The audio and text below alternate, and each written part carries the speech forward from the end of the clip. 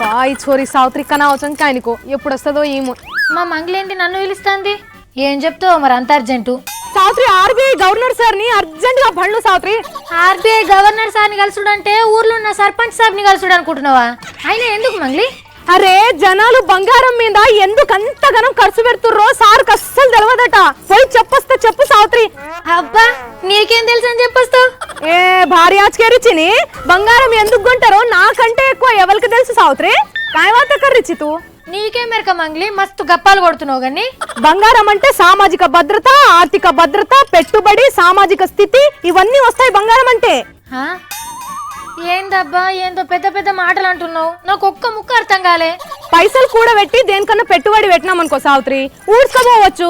అదే బంగారం కొనుక్కొని పెయి నిండా వేసుకున్నాం అనుకో ఏం కాదు కదా, మనతోనే ఉంటది కదా. మరి అందుకే కదా బ్యాంకులు ఉన్నాయి, అందులో పైసలు దాచుకోవచ్చు కదా. ఏ మాల్యాసారో గీల్యాసారో వచ్చి ఎత్తుకపోయింది అనుకో బ్యాంక్ వాళ్ళు వచ్చి ధర్నా చేస్తారు, మన పని ఉత్తగైతది అప్పుడు గాక. అవును మంగళి, నువ్వు మొన్న సిట్టి ఎత్తుకున్నావు, ఏం చేసినావు?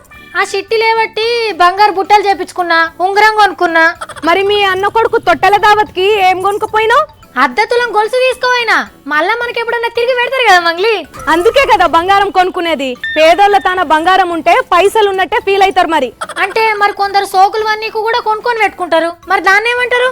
అరే పెండ్లిళ్ళకి పబ్బాలకి దావత్లకి ఎందుకు అంతగానం పెయి నిండా నగలు ధరించుకొని పోతారు సావిత్రి? మాకింత స్తోమత ఉంది, మాకింత ఆస్తుందని చెప్పుకోనీకే కదా. అంటే ఉన్నోడు సోకులకి పేదోడు పెట్టుబడులకన్నట్ట. బంగారాన్ని పైసల రూపంలో దాచుకుంటారు. బంగారం ఎప్పుడైనా తగ్గుతుందా? ఎప్పటికప్పుడు పెరుగుతూనే ఉంటది, అందుకనే కొంటారు బంగారము. ఏమో అనుకున్నా మంగళి, బాగా ఎరక చేస్తున్నావు నాకు. బంగారం అంటేనే కష్టం, సుఖం, సంతోషం, సంబరం, దాంతోనే లింకు పడుంది సావిత్రి. అందుకే కదా కొనుక్కుంటారు అందరూ బంగారాన్ని. ఈ విషయం కూడా సార్కి తెలియదా? కరెక్టే మంచి ముచ్చేలా చెప్తున్నావు గాని ఇదంతా తెలుగులో చెప్తే రఘురామ్ రాజన్ సార్కి అర్థమవుతుందా? అయితే ఇంగ్లీష్ లోనే చెప్తా. బంగారం అంటే social security, social status, investment, development, financial security.